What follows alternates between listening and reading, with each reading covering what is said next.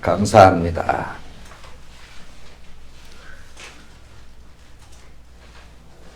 저는 오늘 본문 말씀을 가지고 십자가에 관한 말씀을 드릴 텐데, 이 십자가라고 하는 것이 결코 영광스럽거나 바라보기에 편한 그런 것은 아니었죠. 과거에는 아주 무시무시한 끔찍한 그런 사형 틀이었었어요. 인간을 가장 잔인하게 고통스럽게 그렇게 이제 사형을 집행하는 틀이었는데, 그것이 오늘날에는 평화의 상징이고, 또 오늘날에는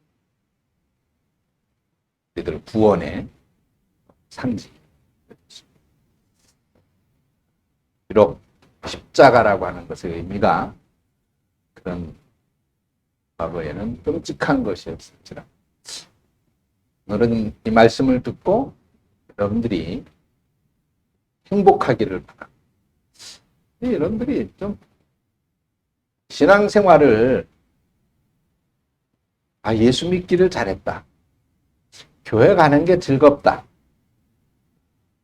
행복하다, 그렇게 되어지기를 늘 간절히 바라고 기도하고 있습니다. 비록 우리 삶에 아픔과 고통, 슬픔이 없을 수는 없지만은, 그러나 오늘도 십자가를 바라보며 위로받으시고 또 소망이 있어지기를 간절히 축원드립니다. 오늘 본문 말씀에 보면 두 사람이 십자가를 지는 장면이 나오고 있죠. 한 사람은 예수님이 지셨고, 또 한 사람은 구레네 사람이라는 시몬이라는 사람이 졌습니다. 그래서 이 두 사람이 진 십자가를 통해서 우리에게 주시는 말씀을 듣고자 합니다. 오늘 우리가 보고 있는 말씀은 마가복음이지요. 이 마가복음은 다른 복음서하고는 다르게 주로 예수님의 고난에 초점을 맞추고 있는 것 같아요. 마가복음 전체가 16장이거든요. 16장인데 예수님의 고난에 관한 내용이 8장부터 15장까지에 나옵니다. 그러니까 총 8장이죠. 전체가 16장인데 거기에 8장이 예수님의 고난에 대한 기록이니까, 그러니까 딱 절반이 되는 것입니다. 그만큼 이 마가복음은 예수님의 고난에 대해서 집중적으로 증거하고 있는 복음서다, 이렇게 볼 수 있습니다. 자, 오늘 본문의 16절입니다. 군인들이 예수를 끌고 브라이도리온이라는 뜰 안으로 들어가서 온 군대를 모으고 그랬습니다. 이 예수님이 십자가를 지신 과정을 상세하게 이제 기록을 하고 있는 모습인데, 예수님을 끌고 이 브라이도리온이라는 뜰 안으로 들어갔다 그랬습니다. 누가 예수님을 끌고 간 거예요? 군인들이다 그랬죠? 이 군인들은 로마 군인들입니다. 이 군인들이 예수님을 끌고 간 곳이 브라이도리온인데, 이 브라이도리온이라고 하는 것은 장군의 거주지라는 뜻입니다. 헬라어로 장군의 거주지. 그러니까 당시에 이 브라이도리온은 그 총독 관저, 당시 총독이 빌라도였었잖아요. 그러니까 그 빌라도의 총독 관저로 끌고 간 것이죠. 이때가 이제 성금요일 새벽 시간입니다. 거기서 주님은 이제 온갖 희롱을, 그 과정 한번 보면, 먼저 로마 군인들이 예수님의 옷을 벗기고 자색 옷을 입혔다 그랬죠? 이 자색옷은 권위를 상징하는. 그래서 황제들이 입는 옷이 자색옷입니다. 그러니까 우리나라의 왕들, 조선시대의 왕들은 무슨 색의 옷을 입었습니까? 황금색의 옷을 입죠. 금색. 왕의 권위를 상징합니다. 그 당시에 황제들은 자색 옷을 입었습니다. 권위를 상징하는 것이죠. 그래서 이 자색 옷을 입혔다라고 하는 것은 예수님이 자신을 왕이라고 소개를 했기 때문에 로마 군인들이 그 예수님을 조롱하기 위해서 이 자색 옷으로 이렇게 갈아입힌 것입니다. 그러니까 지금 예수님에게 자색 옷은 조롱의 상징이죠. 두 번째로 예수님의 머리에 이제 가시관을 씌웠어요. 왕관을 의미하는 거예요. 왕관. 그렇지만 역시 황금으로 만든 왕관이 아니라 가시로 엮은 관을 씌워서 예수님을 조롱하고 있는 것입니다. 그 다음에 세 번째로 갈대를 오른손에 들려줘요. 갈대. 이건 또 무슨 의미냐면 이 당시에 황제들은 오른손에 지휘봉, 홀이라고 하는 지휘봉을 들고 다녔습니다. 우리나라 군대 갔다 온 남자분들은 아실 거예요. 군대 사령관들, 지휘관들은 지휘봉을 들고 다니죠. 그래서 그런 지휘봉을 바로 그런 권위의 상징으로 있었습니다. 지금 이 예수님에게 갈대, 오른손에 갈대를 들려준 것은 왕의 지휘봉을 상징하는 그런 조롱의 의미로 역시 갈대를 예수님 손에 들려줍니다. 그리고 네 번째로 로마 군인들이 이제 예수님 앞에 무릎을 꿇으면서 유대인의 왕이여 평안할지어다라고 인사를 건넵니다. 역시 조롱이죠. 병정이 왕에게 평안할지어다라고 평안을 빌 수는 없는 거예요. 왕이 병정들에게 또는 백성들에게 평안할지어다라고는 할 수 있죠. 그런데 지금 로마 병정들은 나보다도 못한, 나보다도 낮은 왕이다 라고 예수님을 조롱하고 있는 것입니다.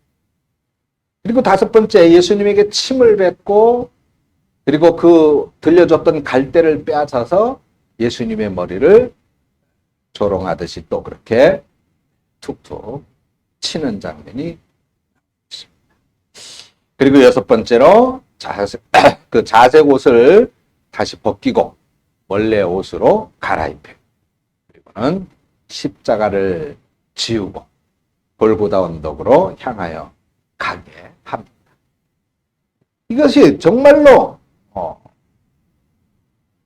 일반 사람에게도 치욕스럽고 견디기 어려운 그런 조롱과 희롱. 그런데 하나님이신 창조주이신 그야말로 예수님 말씀하신 대로 만왕의 왕이신 그분이 그 모든 것들을 다 참고 견디며 이렇게 조롱과 희롱을 당하셨다는 것입니다.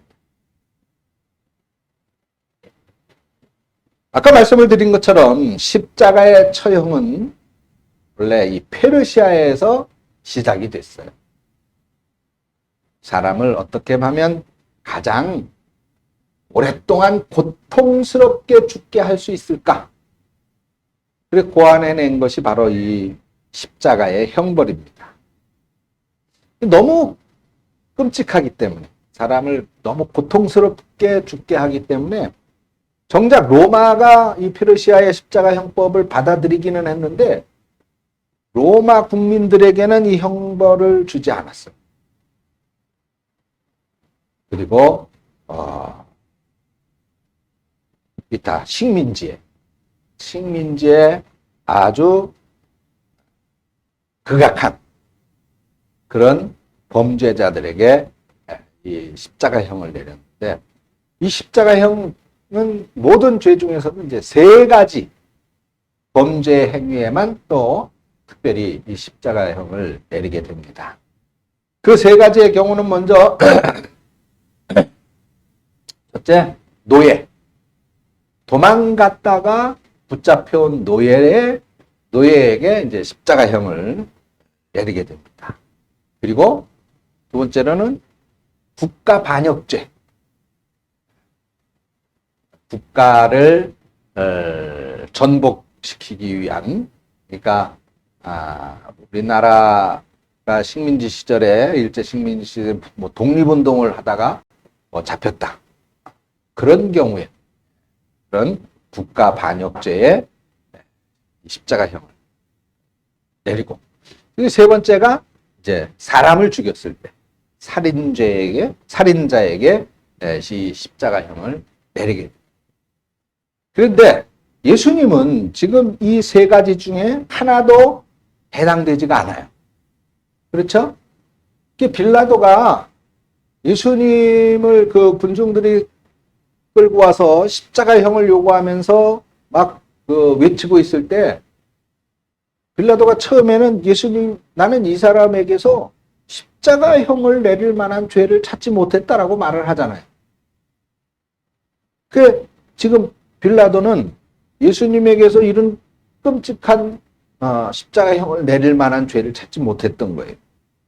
그런데 결국은 유대인들의 강력한 항의와, 그리고 더 나아가서는 그것으로 인한 소요 사태가 두려워서 이런 끔찍한 십자가형을 내리고 처형을 하게 했던 것입니다. 그리고 이 십자가형의 권한은 로마 정부에게만 있었어요. 식민지 정부에서는 자기들 마음대로 이 십자가형을 내릴 수가 없었어요. 로마 정부의 권한입니다. 그 유대인들은 예수님을 죽이고 싶은데 죽일 수 있는 방법이 없었던 거예요. 로마 정부에게 항의하는 수밖에는 없었던 것이죠. 그래서 총독 빌라도한테 가서 예수님을 죽이라고 그렇게 데모를 하고 항의를 했던 것입니다. 그러면 예수님께서는 왜 이런 끔찍한 십자가를 지셔야만 했을까? 영국의 유명한 목회자였던 존 스토트라고 하는 분은 그리스도의 십자가라는 책에서 이렇게 말했어요. 그리스도는 왜 십자가에 달려 죽으셨는가? 누가 예수님을 십자가에 넘겨주었는가? 그렇게 질문을 합니다. 그리고는 돈을 위해서 가룟 유다가 넘겨준 것이 아니다. 두려움 때문에 빌라도 총독이 넘겨준 것도 아니다. 시기 때문에 대제사장과 유대인들이 넘겨준 것도 아니다. 오직 우리를 사랑하시는 하나님 아버지께서 사랑 때문에 넘겨주셨다. 주님은 억지로 십자가를 지신 것이 아니라 그 사랑에 의해서 기꺼이 자발적으로 그 십자가를 짊어지셨다라고 말이죠. 그렇습니다. 우리 알다시피 주님께서 무슨 죄가 있어서 십자가를 지셨겠습니까? 아무 죄, 아무 허물도 없으신 분입니다. 알다시피 십자가는 죄가 있는 사람이 지는 거잖아요. 그러니까 주님은 죄가 없는데 당연히 십자가를 지실 필요가, 또 그럴 이유도 없으신 분입니다. 그럼에도 불구하고 예수님께서 십자가를 지신 것은 사랑 때문입니다. 근데 그 사랑은 누구를 향하는 사랑인가? 바로 우리들입니다. 저와 여러분들이지. 바로 저와 여러분들의 그 죄 때문에, 그리고 그 죄로 인해서 끔찍한 형벌을 받아야 될 우리들을 긍휼히 여기시고 사랑하시기 때문에 그 죄 문제를 해결해 주시기 위해서 지신 것이 바로 예수님의 십자가인 것입니다. 자, 지금 예수님께서 바로 그 십자가를 짊어지고 골고다 언덕을 향해서 가고 계십니다. 이 예수님께서 짊어지셨던 십자가, 그 십자가의 무게가 성경학자들은 대략 한 80kg쯤 된다고 해요. 80. 쌀 한 가마 무게죠. 그런데 주님은 이제 지난 밤에 겟세마네 동산에서 밤새 기도하셨잖아요. 그리고 새벽녘에 체포되셨습니다. 잠을 한숨도 못 주무셨어요. 그리고 새벽부터 계속해서 그런 희롱과 조롱을 당하면서 채찍질을 당하면서 시달리셨습니다. 그런 형편에서 지금 십자가를 짊어지고 산을 향해서 가고 있는 것입니다. 지칠 대로 지치신 예수님께서는 중간에 넘어지실 수밖에 없었죠. 그러자 로마 군인은 거기에 나와서 길거리에 나와서 구경하고 있던 한 사람을 불러냅니다. 야, 너 이리 나와봐. 네가 십자가를 좀 대신 져야 되겠다.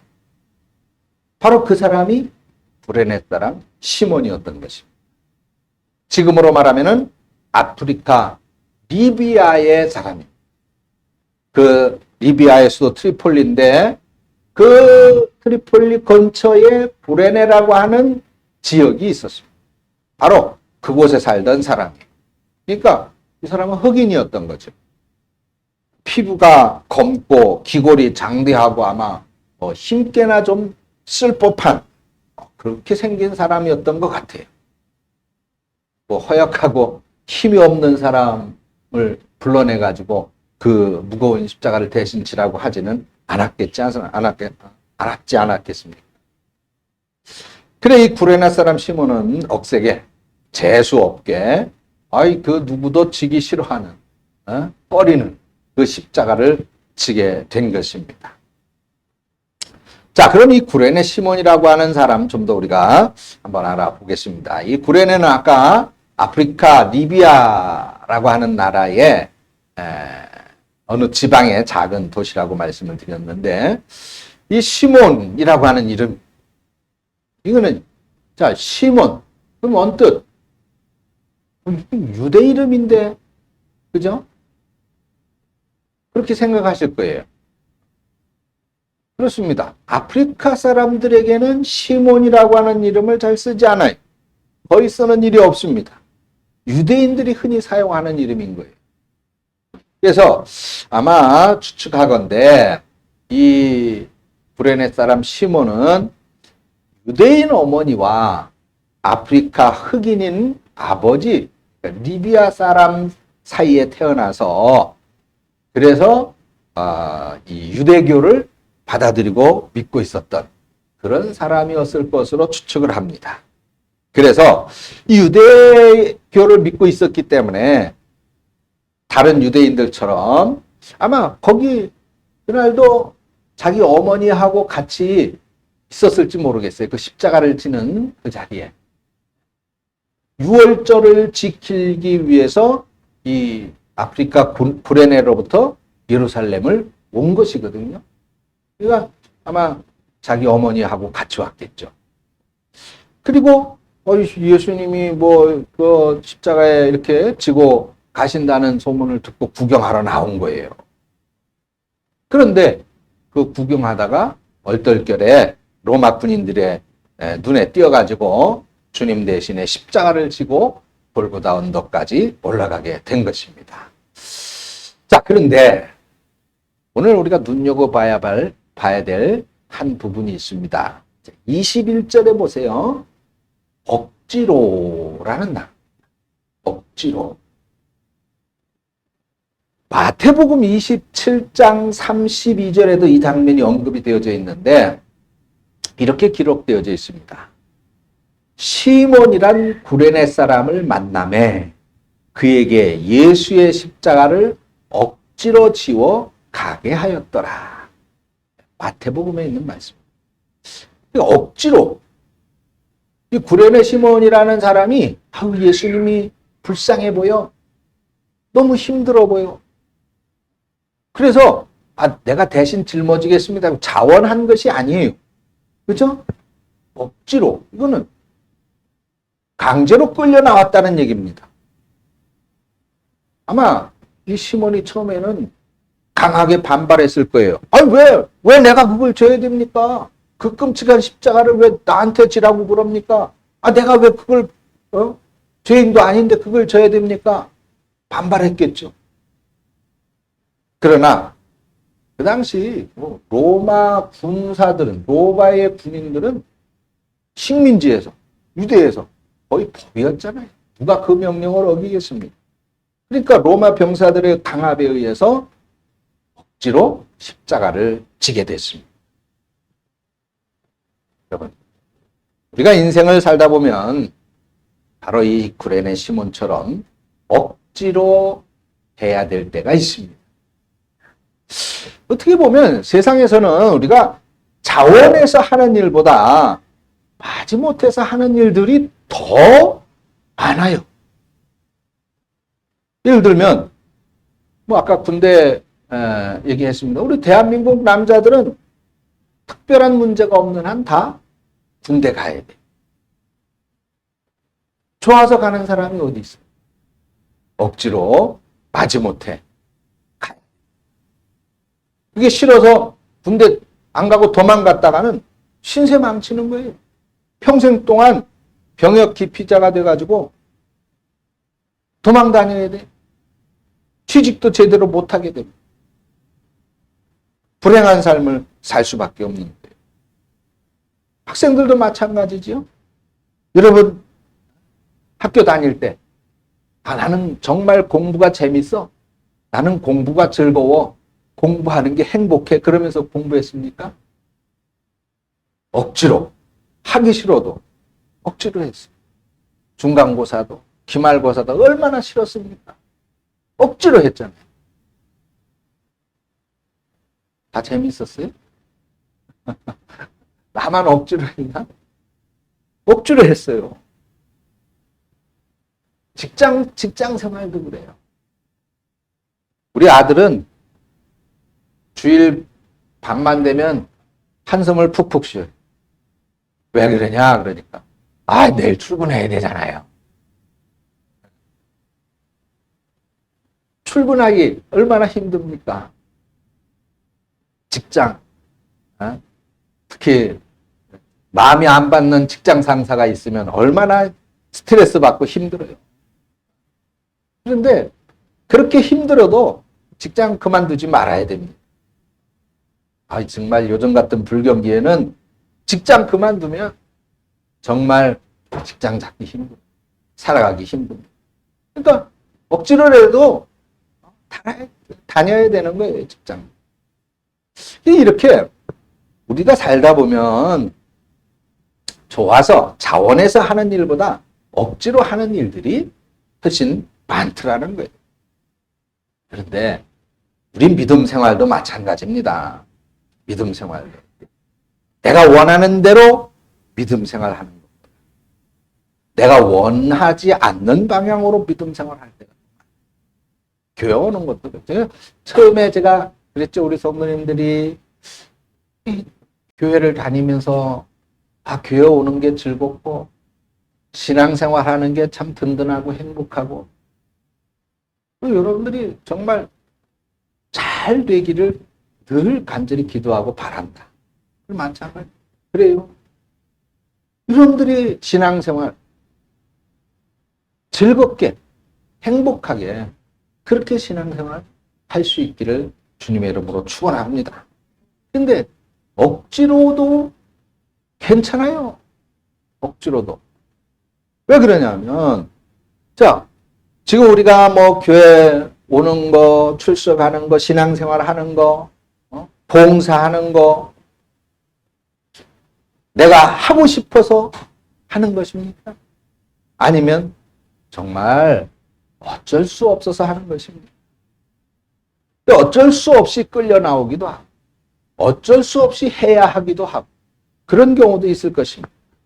그러나 그러나 여러분, 억지로라 할지라도 포기하지 마십시오. 놀라운 은혜와 축복이 있습니다. 왜 그러냐? 오늘 이제 그 비밀을 말씀드립니다. 불연의 시몬이라는 사람. 자, 억지로 십자가를 졌다. 저도 한번 이 복을 말씀을 드린 적이 있습니다만은 어떤 복이 있었느냐? 어떤 축복이 있었느냐? 먼저 불연의 시몬 구경 나왔어요. 예수라는 사람이 끔찍한 십자가의 처형을 당한. 그러니까 보기 드문 광경이잖아요. 그렇게 구경 나왔어요. 그러다가 십자가를 졌어요. 억수로 재수 없는 그런 사람입니다. 아니, 재수 없다고 생각을 했어요. 불쾌하게 생각을 했어요.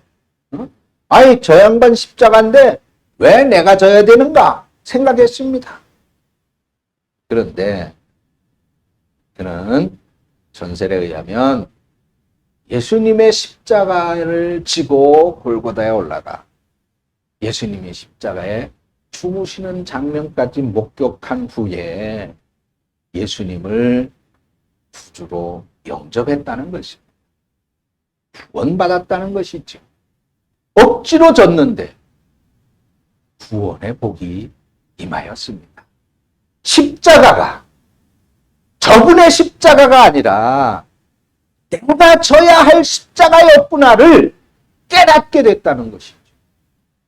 여러분, 깨닫게 되는 것, 알게 되는 것이 얼마나 큰 복인지 믿으시기를 바랍니다. 그리고 그는 만나는 사람마다 그 십자가는 예수님의 십자가가 아니었어요. 바로 내가 져야 될 십자가였던 것입니다. 라고 간증하며 복음을 전했다는 것입니다. 그리고 그는 하루에도 몇 번씩 자기 어깨를 만져봤대요. 그리고 예수님의 제자, 특히 베드로와 요한 제자 앞에서 자신의 어깨를 두는 베드로 사도님, 요한 사도님 보십시오. 이 어깨가 바로 예수님의 십자가를 졌던 어깨입니다. 이름에도 이 어깨가 그 십자가를 메었던 어깨입니다라고 말했다. 그래서 불연의 시몬 억지로 졌던 십자가였지만은 이 진리를 깨닫고 나니까, 구원의 진리를 깨닫고 나니까 그 십자가가 영광의 십자가가 되어 자랑의 십자가가 되어 긍지의 십자가가 되었다는 것이죠. 사랑하는 성도 여러분들이 신앙생활하는 것을 자랑스럽게 여기실 수 있기를 축원합니다. 내가 하나님을 믿고 산다라고 하는 것을 긍지로 여기실 수 있는 축원합니다. 두 번째로 이분의 가정에 축복이 임했습니다. 오늘 본문 21절을 한번 보겠습니다. 마침 알렉산더와 루포의 아버지인 구레네 사람 시몬이 시골로부터 와서 지나가는데 그들이 그를 억지로 같이 가게 하여 예수의 십자가를 지우고 그랬습니다. 자, 여기 보세요. 우리는 보통 아버지를 소개할 때, 아들을 소개할 때 아버지가 유명하면 그러면 어떻게 해?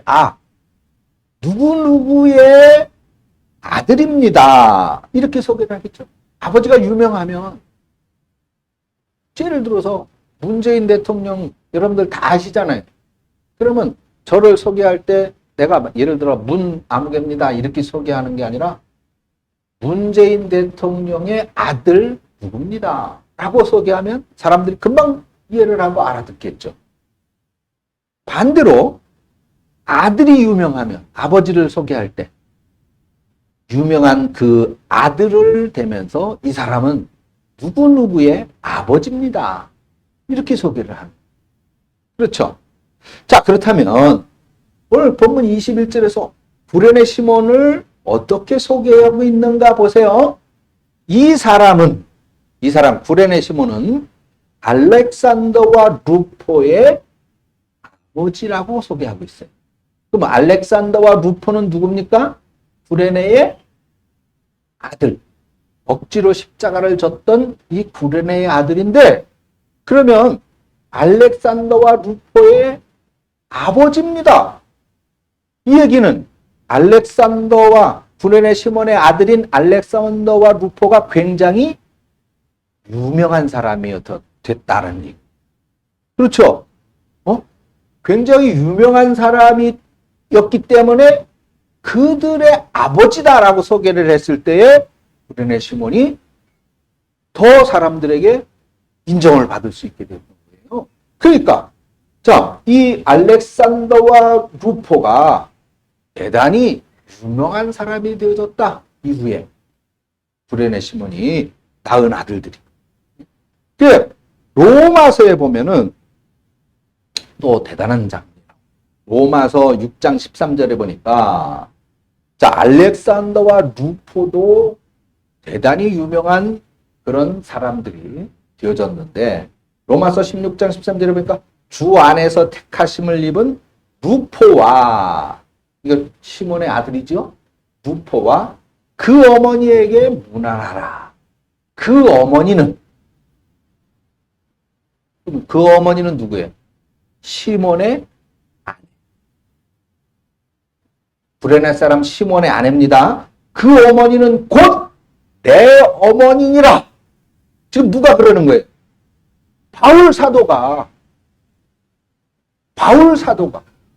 로마 교회 성도들에게 쓰는 편지인데, 구레네 시몬의 아들 루포는 이미 유명한 인물입니다. 그럴 뿐만 아니라 루포의 어머니, 즉 구레네 시몬의 아내조차도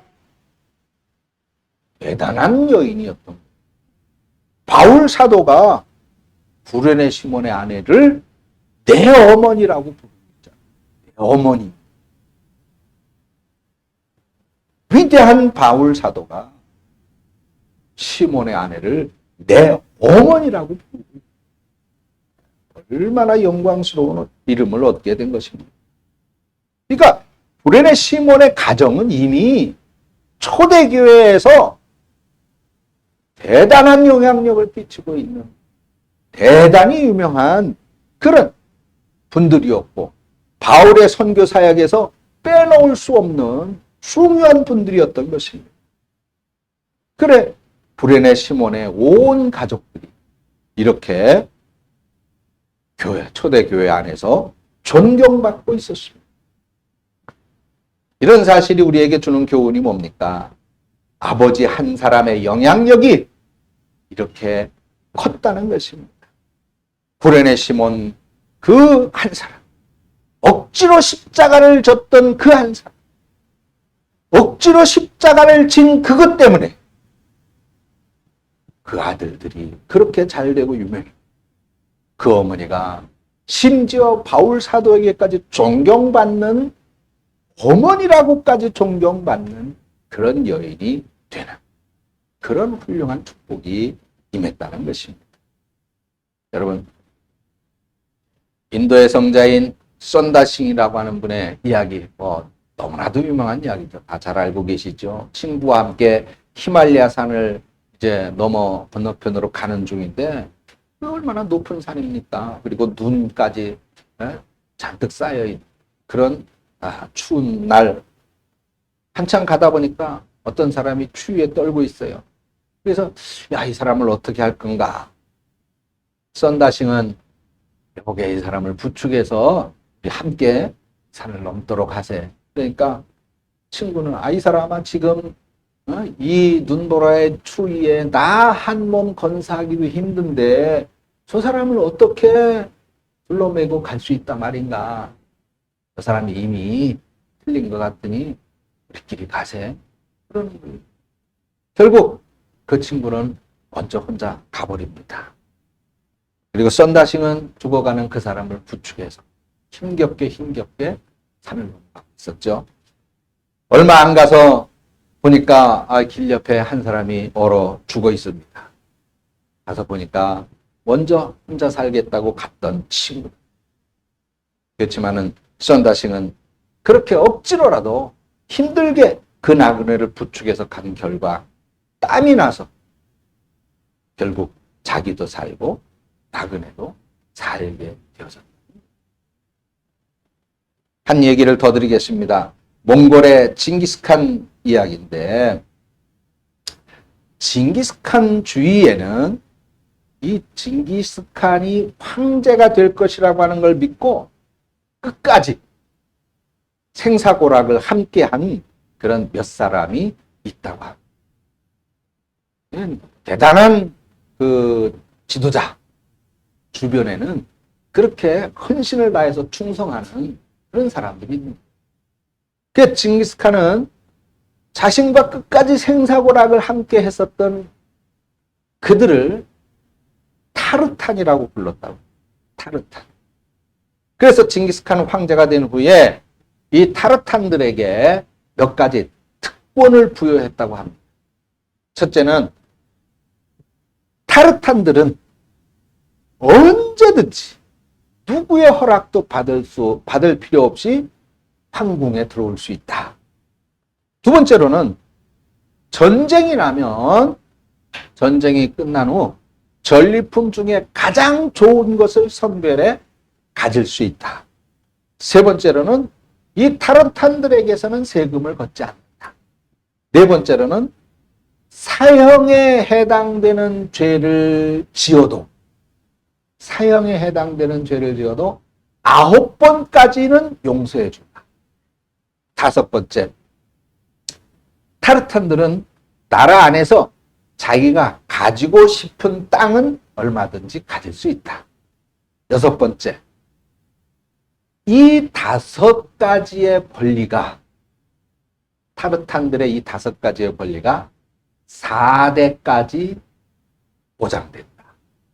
4대까지.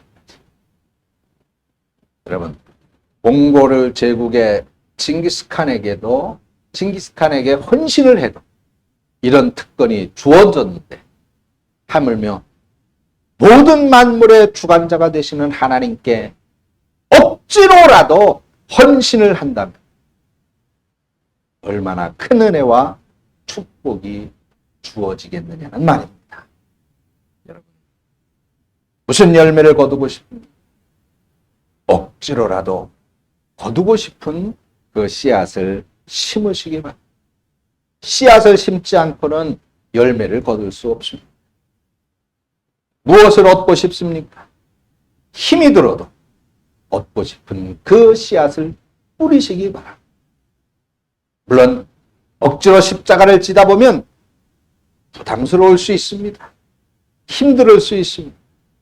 그런데 불운의 시몬을 통해서 우리가 볼 수 있는 거죠. 억지로 지는 십자가조차 축복과 은혜의 문이 열린다는 것을 보시지 않습니까? 처음에는 갈등이 될 수도 있죠. 감당하고 나면 상상할 수 없는 은혜를 체험하게 될 줄로 믿습니다. 우리는 신앙생활을 하다 보면, 신앙인으로 살다 보면 억지로 져야 될 십자가가 분명히 있습니다. 지금 여러분들에게는 그 억지로 지는 십자가가 무엇입니까? 먼저는 직분의 십자가도 있겠죠. 목사이기 때문에, 권사이기 때문에, 집사이기 때문에 짊어져야 하는, 억지로라도 짊어져야 하는 그런 짐들이 있을 것입니다. 이분들에게는 교회에서 져야 할 여러 가지 짐들이 있습니다. 때로는 벗어버리고 싶은 마음이 들 때도 있습니다. 그러나 그럴 수 없습니다. 져야 됩니다. 그런데 놀라운 사실이 있습니다. 억지로라도 지면 하나님께서 감당할 힘을 주시는 것입니다. 그런 은혜는 우리 권사님들에게, 우리 집사님들에게만 있는 것이 아닙니다. 우리 모든 성도들에게 다 주시는 은혜입니다. 그럼 직분이라는 자기 십자가 억지로라도 잘 지시는 여러분 되어지시기를 축원합니다. 두 번째로는 관계의 십자가가 있습니다. 우리는 사회생활을 하면서 많은 관계들이 있습니다. 가깝게는 부부관계가 있고, 부모 자식의 관계가 있고, 목사와 성도의 관계가 있습니다. 스승과 제자의 관계도 있고, 직장 동료들과의 관계도 있습니다. 그런데 이런 관계들이 힘들다고 깨뜨려서는 안 돼요. 억지로라도 내 주변에 연결되어져 있는 모든 관계의 사람들, 그 사람들과 억지로라도 이 관계의 짐을 지고 유지하시기를 바랍니다. 그게 우리 그리스도인들이 해야 하는 사랑과 용서로부터 나올 수 있는 힘인 것입니다. 사랑하는 성도 여러분, 이제 사순절 마지막 한 주간을 남겨놓고 있습니다. 이제 다음 주일 종료주일입니다. 일주일 동안 고난주간입니다. 나를 사랑하기 때문에, 나 때문에 기꺼이 당하셔야만 했던 주님의 고난을 묵상하면서 처음에는 억지로 시작했지, 나중에는 은혜받아 자발적으로 주님의 역사를 감당하시는 성도들 되시기를 축원합니다. 기도하겠습니다. 하나님 아버지, 우리에게 억지로라도 감당할 힘을 주시옵소서. 오직 성령의 충만함으로 감당하게 하시고, 내 힘으로나 또는 내 감정으로 그렇게 억지로 하다 시험 들지 아니하고 오직 하나님 인도하시는 힘으로 감당하여 큰 은혜와 축복이 나와 내 가정뿐만 아니라 내 자손에 이르기까지 억지로 감당했었던 고난의 시몬이, 그와 그 가정이, 그 자녀들이 받았던 축복처럼 우리들의 가정에도 우리들의 자녀들에게도 임하여지게 하여 주시옵소서. 예수님의 이름으로 기도합니다. 아멘.